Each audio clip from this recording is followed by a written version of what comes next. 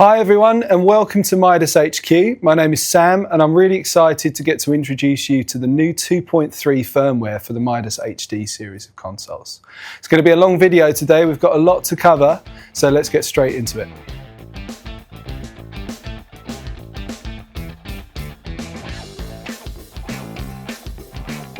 In version 2.3, we are introducing two new changes to the TC VSS4 reverb. Firstly, we've given it a makeover to bring it in line with the TC plugin, which makes it a little more familiar and easier to switch between console and computer. This has the added advantage of introducing a huge number of new presets for users to choose from. Now, those of you with keen eyes may have already noticed the second change. The VSS4 has now been optimised to only require 2 effects slots, while still providing the same great sound. So now that you've gained an effects slot, we thought you might want something new to take advantage of that spare DSP. Introducing the BBX160 compressor. The BBX is a simple and effective compressor to create punchy drums or tame the low end on a bass guitar or vocal. Interrupting here because our DSP team decided to surprise us after the filming of this video. They decided that one new effect was not enough and we should also include the new 2500 bus compressor in version 2.3. Now it has all of the familiar features that you're going to recognise from this classic analog unit, including the blend options which allow not only for wet-dry but for true parallel compression as well. We have two new additions to the macro system in this release, starting with macro-specific crossfades. This allows users to crossfade levels, pans and mutes, controlling the crossfade time on a macro by macro basis. In version 2.3, you now also have the option to fire macros from an external MIDI trigger by enabling the global option, selecting your chosen event type and setting the channel.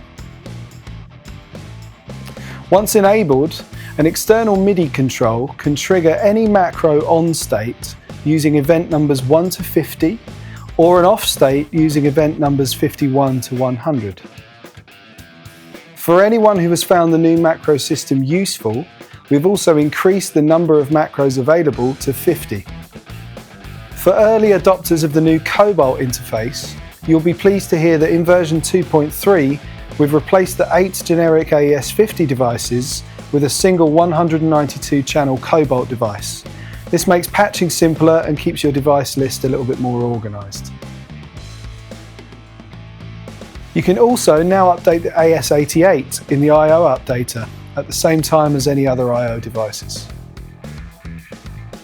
Now, if you attended this year's ISE Expo in Barcelona, then you will have seen a preview of our new Reaper integration.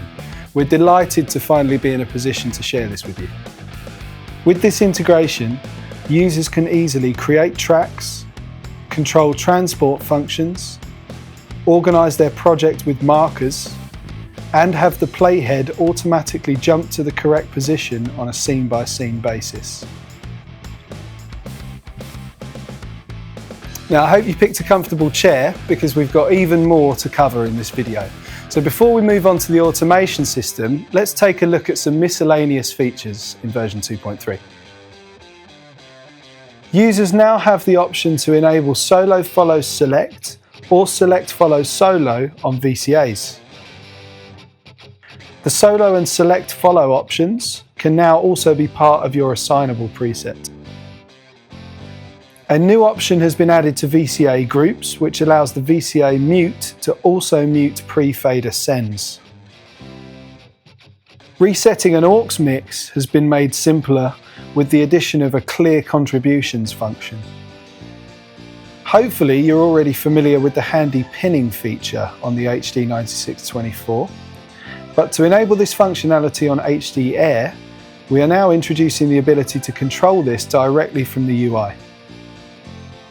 With the addition of this feature, users can now access the same pin, target select and flip target select functionality from the UI on both the HD 9624 and HD 96 Air. Next up, we're on to automation. So we'll kick things off with the basics and then build our way up to some super cool and seriously powerful new features. You can now lock any scene from the show manager to prevent them from being accidentally overwritten. Tap tempo can now be saved and recalled on a scene-by-scene basis. By default, the tempo is safe from recall. So, to enable this feature, simply visit the Preferences page and turn off the Tap Tempo Safe option. In version 2.3, the sidebar has a new option called User Layer. This works like one-shot pot where you touch a rotary to assign it to the sidebar and then you can pin it in place. The difference with User Layer is that your selection is saved and recalled on a scene-by-scene basis. This allows you to create custom layers of rotaries for each of your scenes. From version 2.3, your assignables presets and surface layouts are now embedded into your show file. This means that if for any reason you need to remove a show file from your user profile, for example to share it with another user, or load it on a console that's not connected to the internet, all of your data is within a single show file. When loaded, if the surface layout or assignable preset is missing, then it will be recreated automatically, and from then on you can edit it as normal. Moving on, we've extended our track changes function to include not just send levels, but all channel parameters, allowing the users to propagate a greater selection of relative and absolute changes to other channels and scenes. This parameter extension has also been applied to our Update Scenes function, with filters for drilling down to parameters of interest. Assignable buttons have also been added for track changes and Update Scenes for quicker access to these features. Finally, we have a number of new assignable options for bulk editing multiple scenes at once. You'll find two Update All Scenes buttons, one for relative and one for absolute. These will update all parameters in all scenes respectively. Now just a heads up, these functions can be a little bit destructive, so they're activated with a long press. Simply press and hold the surface button until you see the confirmation. If you're making use of the playlist functionality, you will also find the Update Playlist Relative and Update Playlist Absolute buttons. These work the same as the Update All buttons, but only for the scenes in the active playlist.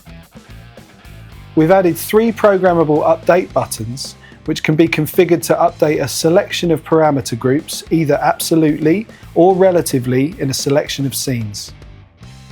To program these buttons, open the Update Scenes menu, select the Custom Update option, select which preset you wish to use, and load.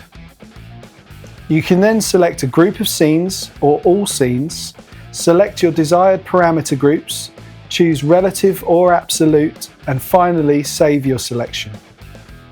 This custom update macro can then be added to the assignables, and with a long press you can action your programmed update without opening the Update Scenes window. Well, that's quite enough excitement for one firmware update. Don't forget to subscribe to be the first to get new content from Midas, and you can let us know in the comments below which of these new features you're enjoying the most. Thanks for watching, and we'll see you in the next video.